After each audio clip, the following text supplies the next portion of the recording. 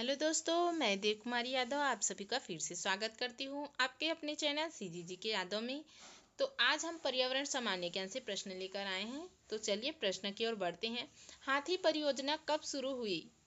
तो कब शुरू हुई भाई हाथी परियोजना? तो इसका सही आंसर हो जाएगा ऑप्शन बी 1992 में। ठीक है, चलिए अगले प्रश्न की ओर बढ़ते हैं।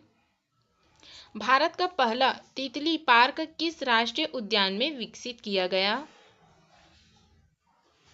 तो इसका सही आंसर हो जाएगा ऑप्शन ए बनेरघट्टा राष्ट्रीय उद्यान कर्नाटक। ठीक है, चलिए अगला देखते हैं। क्लाइमेट न्यूट्रल नेटवर्क कनेक्ट को 2008 में किसने लॉन्च किया? तो किसने लॉन्च किया भाई? तो इसका सही आंसर हो जाएगा option B United National Environment mental programme. ठीक है, चलिए अगले प्रश्न की ओर बढ़ते हैं। पृथ्वी सम्मेलन का दूसरा नाम क्या है? तो क्या है भाई पृथ्वी सम्मेलन का दूसरा नाम? तो इसका सही आंसर हो जाएगा ऑप्शन सी रियो सम्मेलन। ठीक है, चलिए अगला देख लेते हैं। निम्नलिखित कथनों पर ध्यान दीजिए। तो इसका सही आंसर क्या होगा? तो इसका सही आंसर हो जाएगा ऑप्शन डी कोई भी नहीं।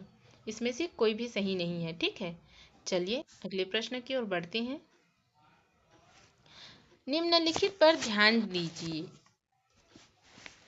तो इसका सही आंसर हो जाएगा ऑप्शन सी केवल 1 और 3 नाइट्रोजन ऑक्साइड और मीथेन, ये दोनों सही हैं। ठीक है, चलिए अगले प्रश्न की ओर बढ़ते हैं।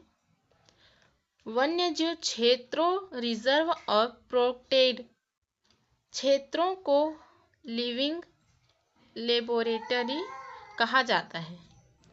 तो इसका सही आंसर हो जाएगा ऑप्शन ए केवल 1। ठीक है, वन्यजीव रिजर्व में किसी भी अनुसंधान की अनुमति नहीं है, यह कथन सत्य है। ठीक है, चलिए अगला देख लेते हैं। पानी के फर्न अयोग्य पानी के फर्न अयोग्य और साइनोबैक्टीरियम स्थिम अन्ना बेना के बीच संबंध है। तो इसका सही आंसर हो जाएगा ऑप्शन ए सहजीवी। ठीक है, चलिए अगला देख लेते हैं। भारत का पहला 100% सौर ऊर्जा युक्त स्वास्थ्य केंद्रों वाला शहर कौन सा है? तो इसका सही आंसर हो जाएगा ऑप्शन डी सूरत। ठीक है, चलिए अगला प्रश्न की ओर देखते हैं। ओजोन परत किस मंडल में पाई जाती है? तो जिसको भी मालूम होगा तो कमेंट में लिखकर बताइएगा कि ओजोन परत किस मंडल में पाई जाती है। तो किस मंडल में पाई जाती है भाई? तो इसका सही आंसर हो जाएगा ऑप्शन बी समताप मंडल पे। ठीक है, चलिए अगला देखते हैं। PM10 और PM2.5 निम्नलिखित में से किसका सैंपल है? तो किसका सैंपल है? तो इसका सही आंसर हो जाएगा ऑप्शन डी पर्यावरण प्रदूषण का। ठीक है, चलिए अगले प्रश्न की ओर बढ़ते हैं। LMMC में सदस्यों की संख्या है, तो सदस्यों की संख्या क्या है भाई? तो इसका सही आंसर हो जाएगा ऑप्शन सी 17। ठीक है, चलिए अगले प्रश्न की ओर बढ़ते हैं। ग्रीन हाउस प्रभाव पर निम्नलिखित कथनों पर विचार करें। तो इसका सही आंसर हो जाएगा ऑप्शन सी केवल 1 और 2। ग्रीन हाउस प्रभाव पृथ्वी और शरीर को ठंडा करता है। ग्रीन हाउस प्रभाव पृथ्वी पर देखी जाने वाली घटना नहीं है। ठीक है, ये दोनों सही हैं। तो चलिए अगले प्रश्न की ओर बढ़ते हैं। मोबाइल फोन से उत्पन्न ई कचरे में कौन सा तत्व होता है? तो इसका सही आंसर हो जाएगा ऑप्शन ए सोना। ठीक है, चलिए अगला देखते हैं। निम्नलिखित कथनों के आधार पर सही जलीय क्षेत्रों को पहचानिए। तो इसका सही आंसर हो जाएगा ऑप्शन ए, पुलिकट झील। ठीक है, चलिए अगले प्रश्न की ओर बढ़ते हैं। निम्नलिखित में से कौन सी समिति पर्यावरण कानून के सुधार के लिए बनाई गई है? तो इसका सही आंसर हो जाएगा ऑप्शन ए, सुब्रह्मण्य समिति। ठीक है, चलिए अगला देखते हैं। नेशनल टाइगर कंजर्वेशन अथॉरिटी की स्थापना कब हुई? तो कब हुई भाई? तो इसका सही आंसर हो जाएगा ऑप्शन बी, 2006 को। ठीक है, चलिए आगे बढ़ते हैं।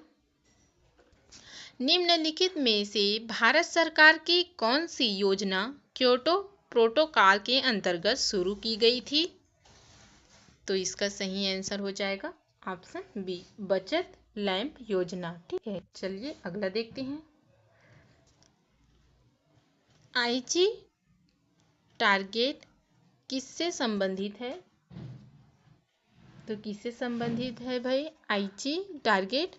तो इसका सही आंसर हो जाएगा ऑप्शन बी, नागयो प्रोटोकॉल। ठीक है, चलिए अगले प्रश्न की ओर बढ़ते हैं। निम्नलिखित में कौन सा कथन सत्य है? तो इसका सही आंसर हो जाएगा ऑप्शन डी, इनमें से कोई भी नहीं है, इनमें से कोई सही नहीं है। ठीक है, चलिए अगले प्रश्न की ओर बढ़ते हैं।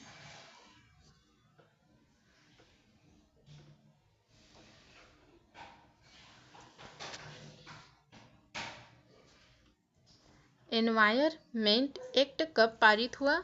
तो कब पारित हुआ भाई एनवायरमेंट? तो इसका सही आंसर हो जाएगा ऑप्शन बी, 1986 को। ठीक है, चलिए अगले प्रश्न की ओर बढ़ते हैं। भारत में निम्नलिखित राष्ट्रीय उद्यान में से कौन सा व्हाइट विंगर डक का अंतिम घर भी है? तो इसका सही आंसर हो जाएगा ऑप्शन बी, नामेरी राष्ट्रीय उद्यान असम। ठीक है, चलिए अगला देखते हैं। निम्नलिखित में से क्या एक ecotone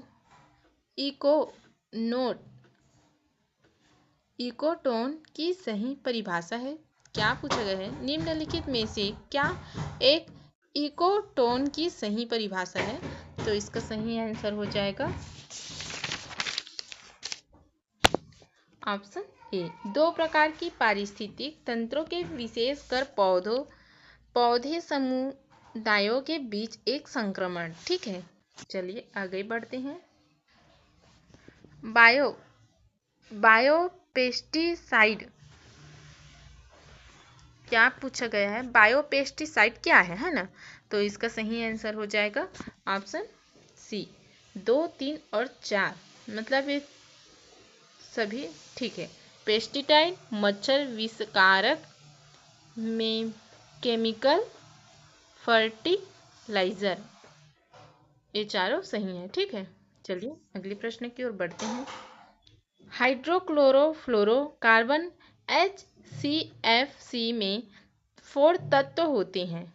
hydrogen, chlorine, fluorine, carbon, इनमें से कौन सी गैस ओजोन परत के रक्षण में सबसे ज्यादा योगदान देती है?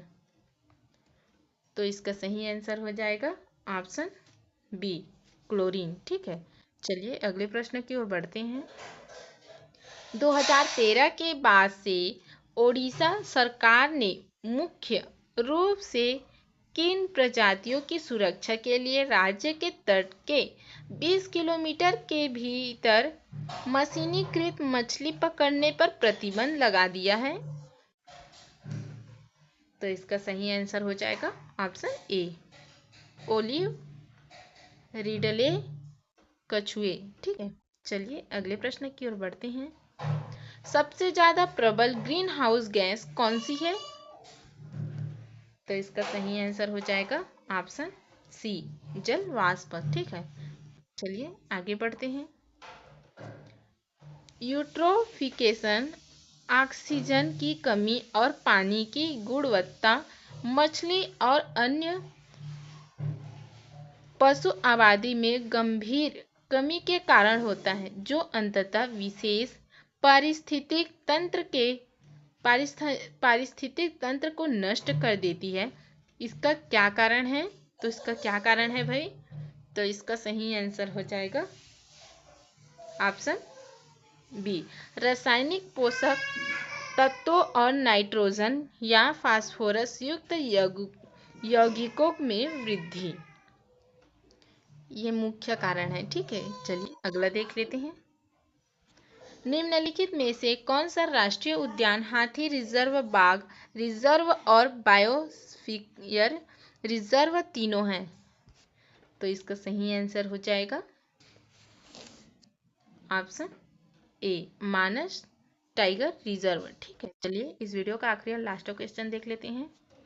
महेश रंगराजन समिति ने किस उद्देश्य के लिए वन्यजीव अधिनियम में सुधार की सिफारिश की है? तो इसका सही आंसर हो जाएगा ऑप्शन बी, राष्ट्रीय हाथी संरक्षण प्राधिकरण NECA स्थापित करने के लिए। ठीक है, चलिए आज के वीडियो में बस इतना ही। अगले वीडियो के साथ जो जल्द मिलेंगे। अगर वीडियो अच्छी लगी हो तो लाइक और शेयर कर देना। वंदे मातरम।